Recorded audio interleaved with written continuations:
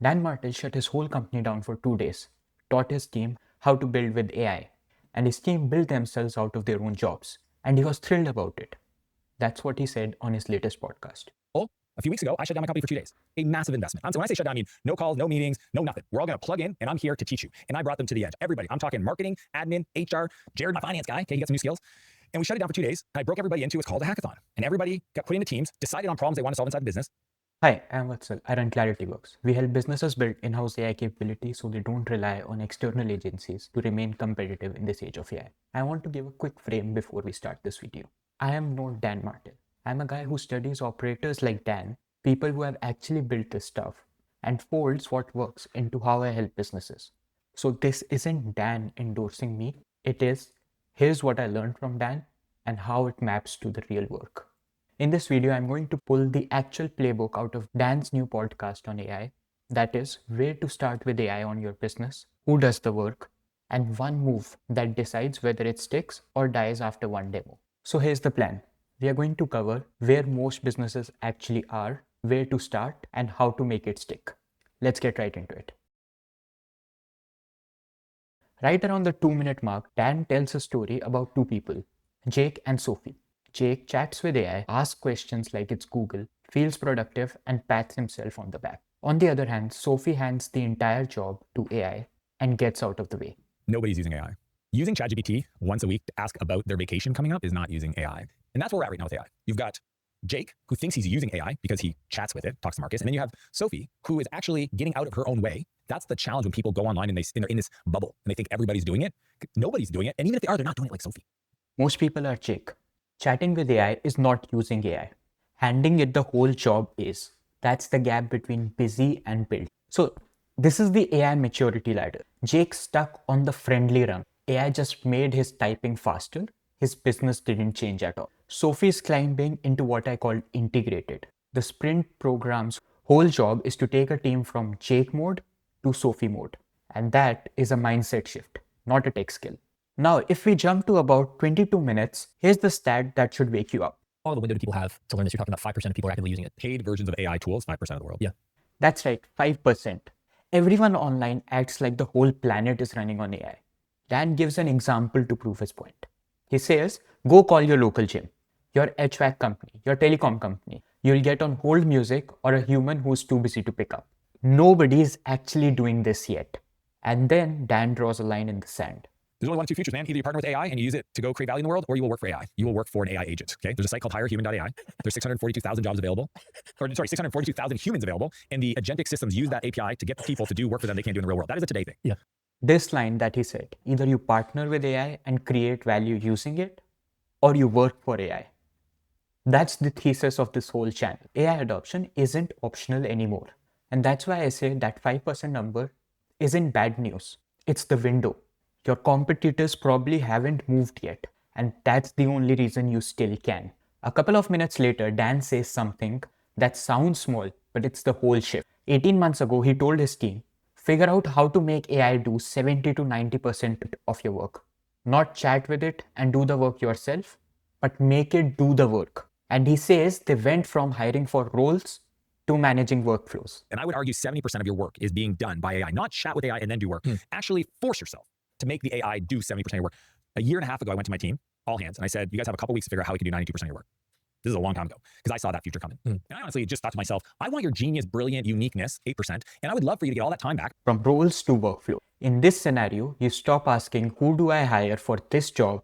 And start asking, what's the workflow and how much of it can AI run? This reframe is exactly how we look at business in our sprint program. We don't score job titles, we score workflows. Now what's coming is my favorite part.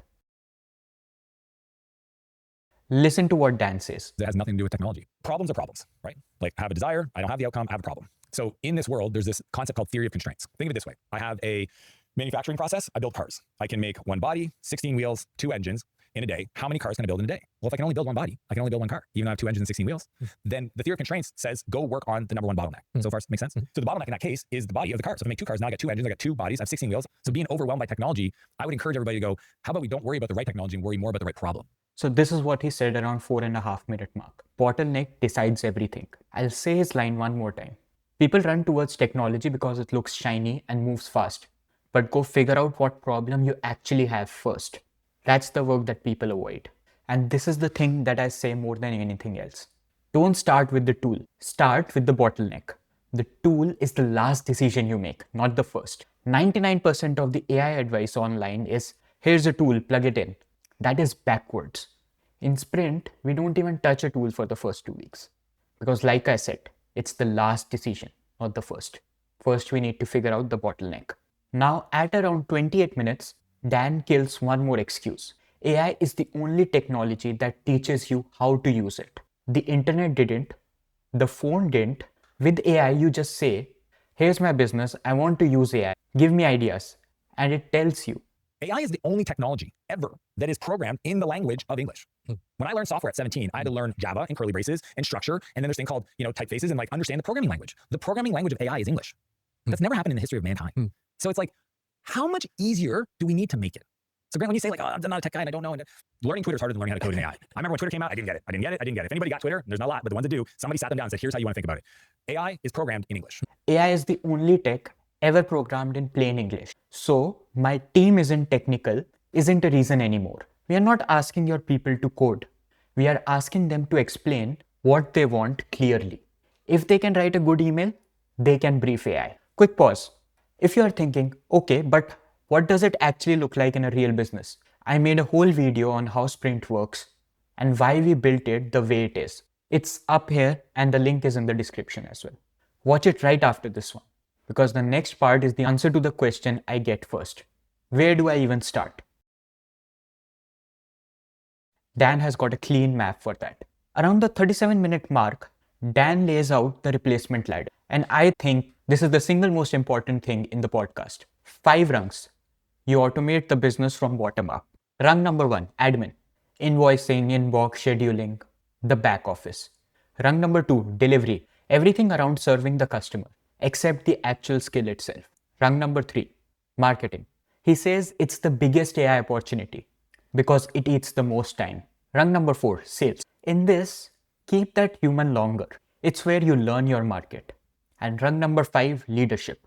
Now, his claim is you can get to $1 million on the first 3 rungs alone. He gives a gym owner example, an AI basically running operations across 3 locations, scouting the next 12, even sending the loan paperwork to the bank, while the owner just approves. Here's why I love this. Most owners want to start with marketing because it feels exciting. It's the wrong rung. Start with admin. That's where your hours are actually bleeding. In the sprint, this ladder is the filter. We find your bottleneck, score it, and the ladder confirms that you are starting on the right rung instead of the exciting one.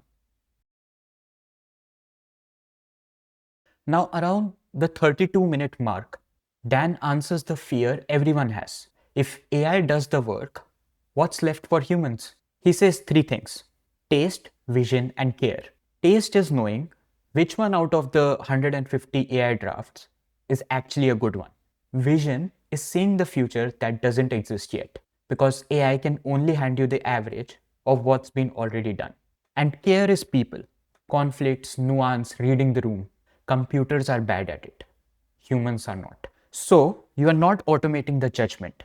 You are automating execution.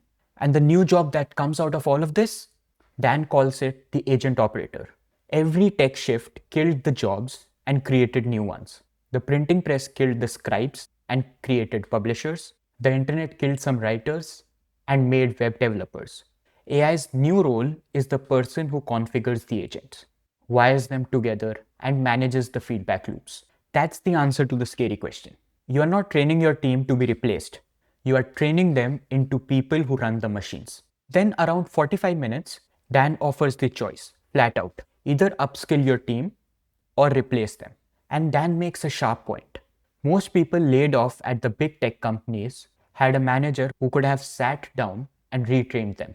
AI didn't force those layoffs.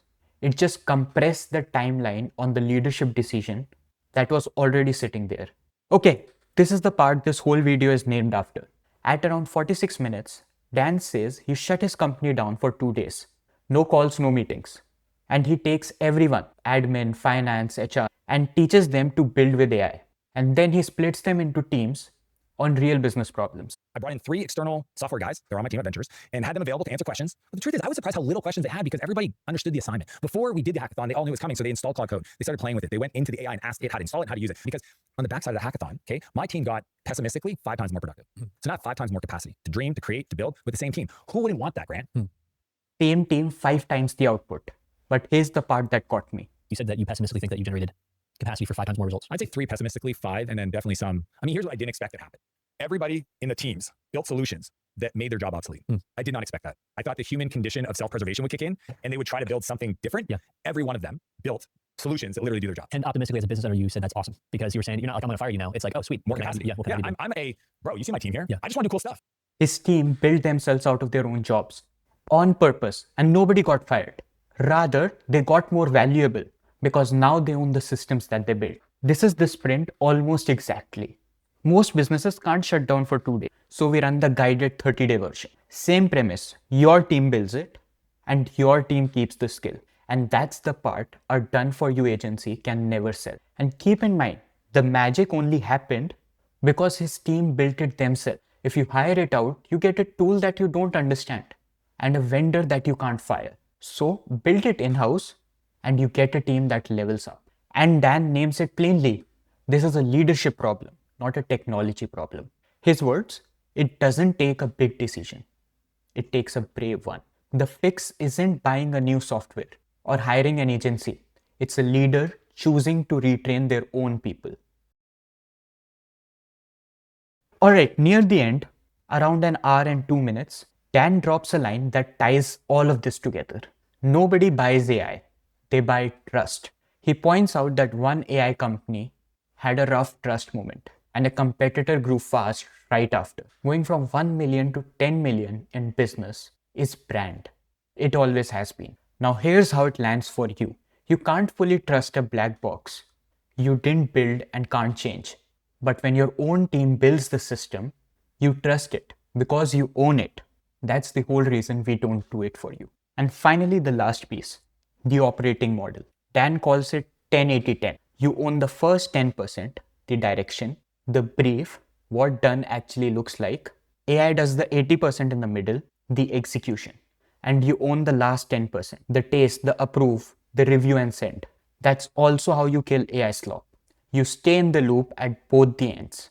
AI never sets the direction and never gets the final say. You do both. And remember the one move I said, which decides whether all of this sticks or dies after one demo? Here it is. After the sprint, your team runs the 10-80-10 on a real workflow without me in the room. That's what they own it means. So if you watched all this and thought, I want this for my business, but I don't want to figure it out alone. That's exactly what the sprint program is. 30 days, your team builds one real AI workflow and keeps the skill to build the next one. There's a link below to book a quick call to see how this would work in your situation. And you can go watch Dan's full podcast too.